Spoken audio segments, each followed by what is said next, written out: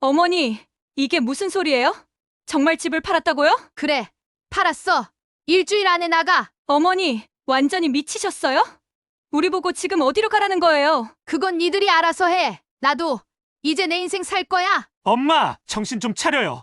손자는 어쩌라고요? 지금 갓난아기를 데리고 어디로 가요? 그 애 만져보지도 못하게 해놓고 이제 와서 손자 타령이야? 뭔 소리예요? 창우가, 너 정말 모르겠어? 엄마가 얼마나 서러웠는지. 어머니, 이제 제발 정신 좀 차리세요. 이웃들이 다 들어요. 들면 어때? 내가 내 집에서 쫓겨나면서도 참고 살았는데. 어머니, 우리가 언제 어머니를 쫓아냈다고. 입 다물어. 더 이상 말하지 마. 영상을 시작하기 전에 오른쪽 하단 구독과 좋아요 버튼을 눌러주시면 더 많은 분들께 이런 감동적인 이야기를 전해드릴 수 있습니다. 알림 설정도 해두시면 영상이 올라올 때마다 가장 먼저 만나보실 수 있습니다. 안녕하세요. 저는 올해 71살 정은숙이라고 합니다. 방금 들으신 건 제가 며칠 전에 아들 내외에게 한 말이에요. 어떻게 이런 일이 벌어졌는지 처음부터 차근차근 말씀드리겠습니다. 사실 저도 제가 이런 말을 할 줄은 몰랐어요. 하지만 더 이상은 정말 안 되겠더라고요. 이 모든 일이 시작된 건 1년 반 전이었습니다. 엄마, 죄송합니다. 아들 상욱이가 고개를 푹 숙이며 제 앞에 앉아 있었어요. 사업이 완전히 망했어요. 빚만 남았고 집도 팔아야 할 것 같아요. 가슴이 철렁 내려앉았지만 그래도 제 아들이잖아요. 창우가 괜찮다. 일단 우리 집에 들어와서 지내거라. 정말요? 어머니, 고맙습니다. 며느리 혜진이도 옆에서 꾸벅 인사를 했어요. 엄마, 정말 감사해요. 얼마 안 걸릴 거예요. 그때만 해도 전 오히려 좋았습니다. 남편이 죽고 혼자 살던 집이 다시 북적거린다니. 특히 며느리가 임신 중이라고 하니 더더욱 반가웠어요. 혜진아, 몸조리 잘해야 해. 아이 때문에 힘들면 언제든 말해. 네, 어머니. 잘 부탁드려요. 정말 순한 며느리라고 생각했었는데 처음 일주일 정도는 정말 좋았어요. 집에 사람 냄새가 나니까 밥 해먹는 맛도 나고 저녁에 텔레비전도 같이 보고 그런데 변화는 조금씩 시작됐어요. 어머니, 이 화분들 좀 치워주실 수 있을까요? 임산부한테 안 좋다고 하네요. 아, 그래?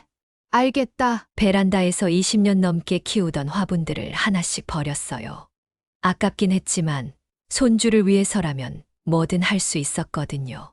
그 다음 주에는 거실 소파가 문제였어요. 어머니, 이 소파 너무 낡았어요. 새 소파 사도 될까요? 어머니, 임산부용 소파가 따로 있대요. 허리에도 좋고요. 그럼 알겠다. 며칠 후 낡은 소파는 사라지고 새하얀 소파가 들어왔어요. 예쁘긴 했지만 왠지 낯설더라고요. 어머니도 앉아보세요. 고맙다. 혜진아. 앉는데 뭔가 불편했어요. 너무 딱딱하고 제 몸에 안 맞는 것 같고. 어머니, 이 소파는 흰색이라 더러워지기 쉬워요. 음식 드실 때 조심해주세요. 아, 알겠다. 그때부터였어요. 제가 제 집에서 눈치를 보기 시작한 게 한 달이 지나니까 변화는 더 빨라졌어요. 어머니, 이 액자들 좀 정리해 주실래요? 너무 많아서 집이 답답해 보여요. 벽에 걸린 가족 사진들이었어요. 아들 어렸을 때 사진, 남편 유품 액자들. 혜진아, 이건 좀. 어머니, 요즘은 미니멀한 게 트렌드래요. 아이한테도 깔끔한 환경이 좋다고 하고요. 결국 액자 반 이상을 떼어냈어요. 벽이 휑해 보이니까 정말 낯선 집 같았어요. 그 다음은 식탁이었어요. 어머니, 둥근 식탁이 아이 안전에 좋다고 해요. 모서리가 위험하대요. 아직 애가 태어나지도 않았는데. 미리미리 준비하는 게 좋죠. 옛날부터 쓰던 사각 식탁도 사라졌어요. 그러고 나서는 식기들까지. 어머니, 이 그릇들 좀 오래됐어요. 새 식기 세트 샀으니까 이것들은 정리할게요. 혜진아, 그 그릇들은 시어머니가 물려주신 거야. 어머니, 요즘은 항균 처리된 그릇을 써야 해요. 아이 건강 때문에요. 결국 시어머니 유품까지 다 없어졌어요. 마음이 아팠지만 아이를 위해서라니까 할 말이 없었거든요. 2달쯤 지났을 때 상욱이한테 조심스럽게 말해봤어요. 상우가, 엄마가 하나만 물어볼게. 네, 엄마. 혜진이가 집을 너무 많이 바꾸는 것 같은데, 엄마, 혜진이가 아이 생각해서 하는 거예요. 요즘은 다들 그렇게 한대요. 그래도 엄마 물건들을 엄마, 혜진이 기분 나쁘게 하지 마세요. 임신 중이잖아요. 아들까지 며느리 편이더라고요. 그때부터 정말 외로워지기 시작했어요.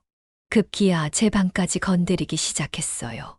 어머니, 이 방에 있는 옷들 좀 정리하면 어떨까요? 애 용품 둘 공간이 필요해요. 혜진아, 여기는 내 방인데, 물론 어머니 옷은 그대로 두고요. 안 입으시는 옷들만 정리하자는 거예요. 결국 옷장 절반을 비워야 했어요. 남편 옷들, 추억이 담긴 옷들. 다 박스에 담아서 창고로 옮겼어요. 그러고 나서는 제 화장대까지. 어머니, 이 화장대 너무 큰 것 같아요. 작은 걸로 바꾸면 어떨까요? 혜진아, 이 화장대는 요즘은 스탠딩 화장대가 좋다고 해요. 어머니 허리에도 좋고요. 50년을 함께한 화장대도 사라졌어요. 그 자리에는 아기 침대가 들어올 거라고 하더라고요. 그렇게 석 달이 지나니까 정말 제 집 같지가 않았어요.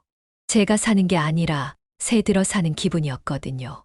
그런데 정말 기다리던 일이 일어났어요. 손주가 태어난 거예요. 엄마, 아들이에요. 상욱이가 전화로 소리쳤을 때 정말 기뻤어요. 그동안의 서운함도 다 잊어버렸거든요. 아이는 건강하니? 네, 3.2kg예요. 아이고, 우리 손주. 할머니가 얼른 가서 보자. 병원에 가서 처음 손자를 봤을 때 정말 세상을 다 가진 기분이었어요. 혜진아, 고생했다. 우리 손주 정말 이쁘더라. 네, 어머니. 감사해요. 그때까지만 해도 좋았어요. 퇴원해서 집에 와서도 처음 며칠은 어머니, 아이 봐주실 수 있어요? 그럼 할머니가 얼마나 기다렸는데. 하지만 며칠 후부터 분위기가 이상해졌어요. 어머니, 아이 만지시기 전에 손 좀 씻어주세요. 당연하지. 이미 손 씻고 왔어. 어머니, 비누로 30초 이상 씻으셔야 해요. 그리고 손 소독제도 발라주세요. 알겠다. 그런데 그것도 모자랐나 봐요.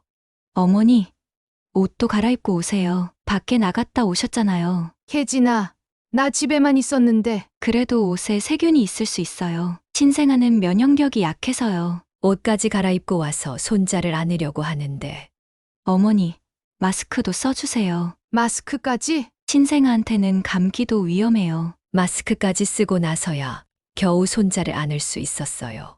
그런데 5분도 안 돼서 어머니, 아이가 보채네요. 제가 안을게요. 그렇게 손자를 뺏기듯 내줘야 했어요. 며칠 후에는 더 심해졌어요.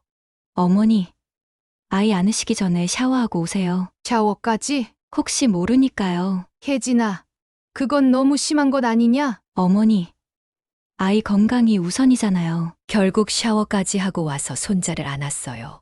그런데 이번에는 3분도 안 돼서 어머니, 아이가 울어요. 배가 고픈가 봐요. 아직 우는 것도 아닌데. 엄마인 제가 더 잘 알아요. 이런 식으로 계속됐어요. 어머니, 아이가 할머니 손을 무서워하는 것 같아요. 무서워한다고? 할머니 손이 거칠어서 그런가 봐요. 정말 억울했어요. 평생 아이들 키우면서 아이를 다치게 한 적도 없었는데 급기야는 이런 말까지 하더라고요.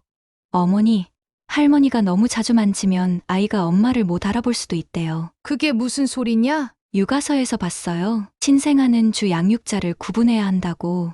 혜진아, 내가 손자 보는 게 그렇게 싫으냐? 아니에요, 어머니. 전 그냥 아이를 위해서. 맨날 아이를 위해서만 하더라고요. 그러더니 나중에는 아예 제한 시간까지 정하더라고요. 어머니, 하루에 30분만 봐주세요. 너무 많이 만지면 아이가 혼란스러워해요. 30분? 네. 그것도 제가 있을 때만요. 왜 네가 있을 때만? 혹시 모르니까요. 그때부터 정말 견디기 힘들어졌어요. 제 집에서 제 손자를 30분밖에 못 보다니. 어느 날은 혜진이가 외출하면서 이런 말까지 했어요. 어머니, 제가 없는 동안에는 아이 건드리지 마세요. 잠깐 나갔다 올게요. 그럼 아이가 울면 어떡하니? 울어도 그냥 두세요. 제가 오면 돼요. 정말 어이가 없었어요. 아이가 울어도 만지지 말라니. 그날 혜진이가 나간 후에 손주가 정말 울었어요. 30분 넘게 울더라고요. 그런데 만지지도 못하고 그냥 보고만 있어야 하는 거예요. 우리 손주, 할머니가 안아주고 싶은데. 미안해. 눈물이 났어요. 제 집에서 제 손자를 못 안는다는 게 이렇게 서러운 줄 몰랐어요. 그렇게 답답하게 지내던 어느 날이었어요. 손자가 태어난 지 한 달 정도 됐을 때였나. 제가 빨래를 널다가 그만 허리를 삐끗했어요. 아이고, 순간 허리에 전기가 오는 것 같았어요. 움직일 수가 없었거든요. 엄마, 어떻게 된 거예요? 상욱이가 놀라서 달려왔어요. 허리가 안 움직여진다. 엄마, 일단 응급실 가야겠어요. 응급실에서 검사를 받으니까 허리뼈에 금이 갔다고 하더라고요. 수술은 안 해도 되지만 한동안 입원해서 치료받으셔야 해요. 의사 선생님 말에 상욱이가 걱정스럽게 물어봤어요. 얼마나 입원해야 하나요? 최소 2주는 봐야겠고 나이를 생각하면 한 달은 입원하시는 게 좋겠어요. 상우가, 우리 손주는 어떡하니? 엄마 걱정 마세요. 혜진이가 알아서 잘 돌볼 거예요. 그렇게 입원 생활이 시작됐어요. 처음 일주일은 상욱이가 자주 와줬어요. 어머니, 좀 어때요? 많이 좋아졌다. 그런데 우리 손자는 잘 있지? 네, 잘 있어요. 혜진이가 잘 돌보고 있어요. 그런데 이상하게 혜진이는 한 번도 안 왔어요. 상우가, 혜진이는 왜 안 와? 엄마, 아이가 아직 어려서 밖에 데리고 나오기 힘들어요. 그렇구나. 그럼 혜진이한테 안부 좀 전해줘. 네, 그럴게요. 그런데 2주가 지나니까 상욱이도 오는 횟수가 줄어들더라고요. 상우가, 요즘 바쁘냐? 네, 엄마, 아이도 돌보고 일자리도 찾아야 하고 정신없네요. 그래, 알았다. 몸조리 잘하고 있어. 3주째 되던 날, 상욱이가 혜진이랑 같이 왔어요. 오랜만에 보는 며느리였거든요. 어머니 안녕하세요. 혜진아, 오랜만이다. 손주는 어딨어? 유모차에서 자고 있어요. 그런데 둘의 표정이 좀 어둡더라고요. 상우가, 무슨 일 있니? 엄마, 저희가 상의할 게 있어서 왔어요. 응, 뭔데? 상욱이가 혜진이 눈치를 보더니 조심스럽게 말했어요. 엄마, 요양원 들어가시는 게 어떠세요? 뭐라고? 엄마, 혼자 계시기엔 이제 위험할 것 같아요. 이번에 허리 다치셨잖아요. 상우가, 그건, 엄마, 요양원에서 전문적인 치료도 받으실 수 있고 또래분들도 많이 계셔서 외롭지 않으실 거예요. 혜진이가 거들었어요. 어머니, 저희도 아이 키우느라 제대로 모시지 못하고 요양원이 어머니한테도 더 좋을 것 같아요. 혜진아, 너희들이 뭔 소리를 하는 거냐? 엄마, 저희가 알아봤는데 좋은 곳이 있어요. 시설도 깨끗하고 의료진도 훌륭하대요. 상우가, 목소리가 커졌어요. 병실이 조용해졌죠.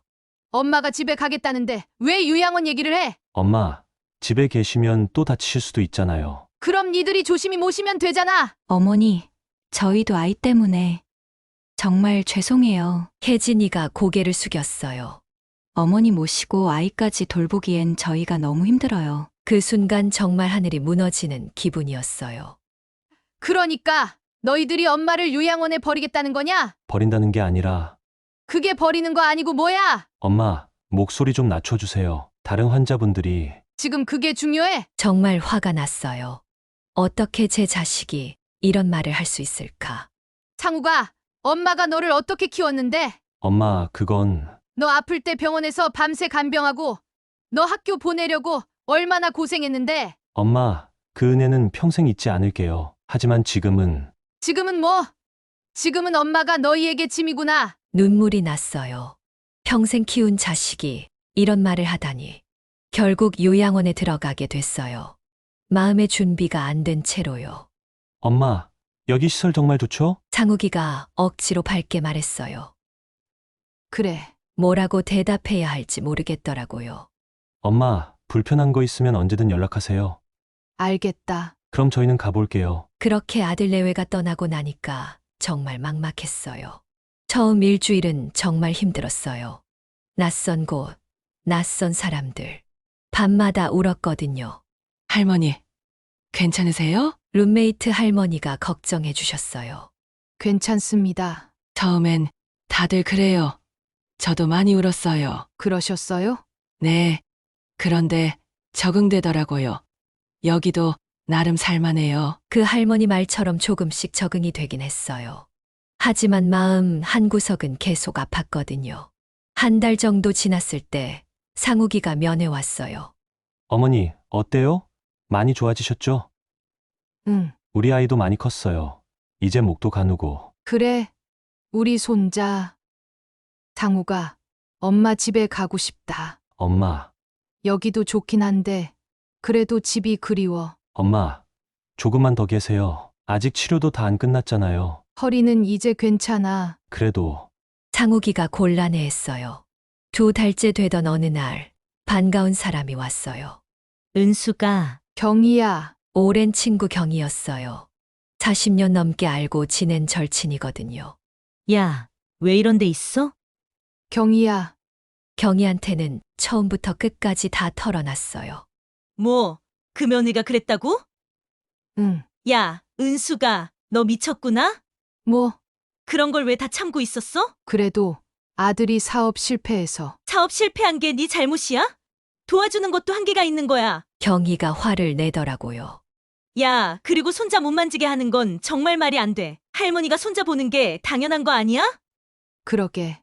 나도 서럽더라. 은수가 너 정신 차려. 이러다가 진짜 죽을 때까지 여기 있을 거야? 그런데 어떻게 걔네 살고 있는 집 네 거 아니야? 왜 눈치 봐? 경이 말이 맞았어요. 집은 제 거였으니까요. 야, 은수가 내가 볼 땐 너네 며느리가 일부러 그러는 것 같은데? 일부러? 응, 너를 내쫓으려고. 설마 아니야, 분명히 그럴 거야. 집도 크고 좋으니까 자기들끼리 살고 싶은 거지. 그제야 정신이 번쩍 들었어요. 경이 말이 맞을 수도 있겠더라고요. 그런데 상욱이까지 아들이야 당연히 아내 편 들지. 너보단 아내랑 더 오래 살아야 하잖아.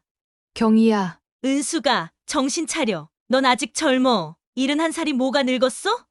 요즘 80까지도 건강하게 사는데. 경희가 제 손을 꽉 잡더라고요. 야, 당당하게 살아. 네가 뭘 잘못했다고 이런 데서 늙어가? 그날 밤 잠이 안 왔어요. 경희 말이 계속 머릿속을 맴돌았거든요. 며칠 후 상욱이가 또 면회 왔을 때 말했어요. 상우가 엄마 집에 갈 거야. 엄마, 또 그 얘기예요? 이번엔 진짜야. 더 이상 여기 있기 싫어. 엄마, 좀 더 계시면 안 될까요? 안 돼. 엄마도 내 집에서 살 권리가 있어. 엄마, 상우가 엄마가 그렇게 불편해? 그런 게 아니라, 그럼 뭐야? 혜진이가 싫어해? 상욱이가 말을 못했어요. 그 모습 보니까 답이 나오더라고요. 상우가 솔직히 말해. 혜진이가 엄마 싫어하지? 엄마, 엄마 그만 부르고 말해. 엄마, 혜진이가 아이 키우기 힘들다고, 그래서 어머니까지 모시면 너무 힘들다고, 그 순간 정말 화가 났어요. 그러니까 엄마를 여기 버려두겠다는 거구나. 버린다는 게 아니라, 상우가 너도 이제 엄마가 짐이야? 엄마, 알겠다. 그럼 엄마가 알아서 할게. 그날부터 계획을 세우기 시작했어요. 더 이상 눈치 보며 살 수는 없었거든요. 다음 날 바로 실행에 옮겼어요. 간호사님, 퇴원하겠습니다. 할머니, 아직 퇴원 허가가. 제가 알아서 할게요. 퇴원 서류 써주세요. 그래도 보호자 동의가 있어야 해요. 제가 성인입니다. 제 의지로 나가는 거예요. 강행했어요. 더 이상 아들 눈치 볼 생각이 없었거든요. 택시를 타고 집에 도착했는데 문 앞에서 깜짝 놀랐어요. 비밀번호가 안 맞는 거예요. 이상하네. 몇 번을 눌러봐도 안 열렸어요. 그때 혜진이가 나왔어요. 어머니? 어떻게 여기에? 혜진아, 비밀번호가 왜 안 맞니? 아, 그게 보안 때문에 바꿨어요. 보안? 요즘 세상이 위험해서요. 말도 안 되는 핑계였어요. 그럼 새 비밀번호 알려줘. 어머니, 들어오시기 전에 좀 씻고 오시면 안 될까요? 뭐, 아이가 있어서 밖에서 오신 옷 그대로는. 또 그 소리였어요. 제 집에 들어가는데 씻고 오라니. 혜진아, 여기 내 집이야. 알아요. 하지만 아이 건강이. 집 안에 들여보내줘. 목소리를 높였어요. 그러자 상욱이가 나왔어요. 엄마, 왜 갑자기? 상우가 엄마 집에 못 들어간다는 게 말이 되냐? 엄마, 일단 들어오세요. 겨우 집에 들어갔는데 정말 충격이었어요. 제 방 문을 열어보니까 거기엔 온갖 잡동사니가 쌓여 있었어요. 이게 뭐야? 어머니 안 계실 때 임시 창고로. 창고! 제 침대도 없어졌고 화장대 자리에는 아기 용품들이 가득했어요. 그럼 엄마는 어디서 자라는 거야? 엄마, 거실에 임시로 침대 놨어요. 거실에 간이 침대 하나가 놓여 있었어요. 마치 병문안 온 사람이 잘 자리 같았어요. 창우가, 이게 뭐냐? 엄마, 임시로요. 곧 정리할게요. 제일 충격이었던 건 남편 유품들이었어요. 박스 안에 구겨진 채로 들어 있었는데 남편 사진도 깨져 있고 시계도 멈춰 있고 이게 이게 뭐야? 눈물이 났어요. 남편과의 추억들이 이렇게 함부로 취급당하다니. 엄마, 그거는 창우가, 아버지 유품을 왜 이렇게 해놨어? 엄마, 공간이 부족해서. 공간이 부족해. 그럼 니들이 나가면 되잖아. 엄마, 내가 왜 내 집에서 이런 취급을 받아야 해? 정말 화가 났어요. 하지만 더 놀라운 일이 있었어요. 부엌에 가보니까 제 그릇들이 하나도 없었어요. 냉장고도 혜진이 음식들로 가득하고 혜진아, 내 그릇들은 어머니, 새로운 걸로 다 바꿨어요. 더 위생적인 걸로. 내 허락도 없이. 어머니께서 안 계셔서. 정말 어이가 없었어요. 2개월 사이에 집이 완전히 바뀌어 있었어요. 저녁에 상욱이랑 단둘이 얘기했어요. 창우가, 솔직히 말해. 엄마 오는 거 싫지? 엄마, 말해봐. 엄마. 그런 게 아니라 혜진이가 힘들어해요. 그래서? 아이도 어리고 어머니까지 모시기엔. 그럼 엄마가 나가면 되겠네. 어머니, 그런 뜻이. 아니야. 맞는 말이야. 엄마가 짐이니까. 그날 밤 잠이 안 왔어요. 제 집에서 이런 취급을 받으면서 살아야 하나. 다음 날 아침 혜진이가 또 그랬어요. 어머니, 아이 만지시기 전에. 혜진아, 네? 그만해라. 어머니? 더 이상 이런 식으로 못 살겠어. 무슨 말씀이세요? 내가 내 손자 보는데 왜 이렇게까지 해야 해? 어머니, 아이 건강이. 그 소리 지겹다. 그때 결심했어요. 더 이상은 안 되겠다고. 혜진아, 상우가, 둘 다 나와봐. 엄마, 왜 그러세요? 중요한 얘기가 있어. 둘이 거실에 앉았을 때 말했어요. 이 집 팔 거야. 엄마, 갑자기 무슨. 그리고 너희들 일주일 안에 나가. 엄마! 상욱이가 놀라서 소리쳤어요. 엄마, 정신 차리세요. 우리가 어디로 가요? 그건 니들이 알아서 해. 어머니, 아이는 어떻게 하라고요? 혜진이가 울먹이며 말했어요. 그동안 내가 어떻게 살았는지 알아? 내 집에서 눈치 보며 살았어. 엄마, 내 손자 30분밖에 못 보게 하고 내 방은 창고로 만들고. 어머니, 저희가 잘못했어요. 용서해 주세요. 이제 사과해. 늦었어. 정말 마음 먹었거든요. 엄마, 제발 한 번만 더 기회를 주세요. 창우가, 기회는 이미 많이 줬어. 엄마를 요양원에 버리려고 했잖아. 엄마, 그건 오해예요. 변명하지 마. 다음 날 바로 부동산에 연락했어요. 집 팔려고 하는데요. 네, 언제 보러 갈 수 있을까요? 오늘 당장 와주세요. 상욱이가 막으려고 했어요. 엄마! 진짜 파실 거예요? 응, 그럼 저희는 정말 어떻게 해요? 너희들이 알아서 해. 부동산 아저씨가 와서 집을 보더니 말했어요. 좋은 집이네요. 금방 팔릴 것 같은데요. 얼마나 걸려요? 빠르면 일주일이요? 좋아요. 빨리 팔아주세요. 상욱이와 혜진이가 울면서 매달렸어요. 엄마, 저희가 잘못했어요. 정말 반성하고 있어요. 이제 와서 반성해. 어머니, 아이를 생각해서라도. 아이, 나한테 만지지도 못하게 한 그 아이. 어머니, 혜진아, 너는 처음부터 날 내쫓고 싶었지? 그런 게 아니에요. 솔직히 말해봐. 혜진이가 고개를 숙였어요.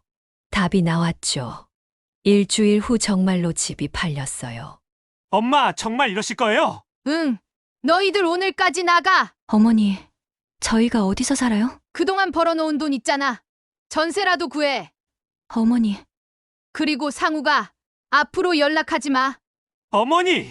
엄마는 이제 없다고 생각해. 정말 매정했지만 더 이상 참을 수 없었어요. 그날 저녁 아들 내외가 짐을 챙겨서 나갔어요. 엄마, 정말 마지막으로 저희 용서해 주세요. 상우가, 늦었다. 엄마, 잘 살아라. 문을 닫는데 정말 시원했어요.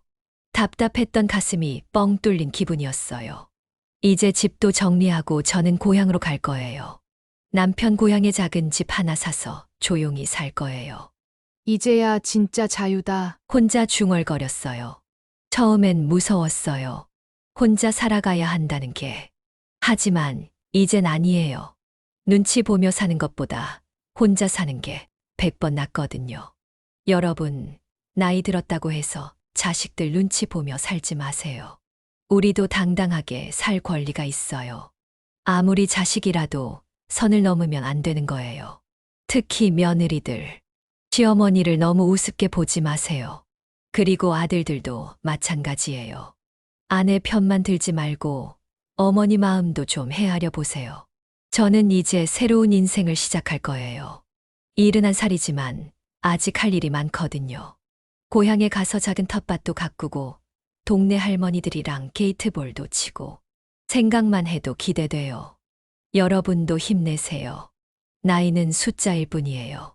우리 인생은 아직 끝나지 않았어요. 들어주셔서 감사해요.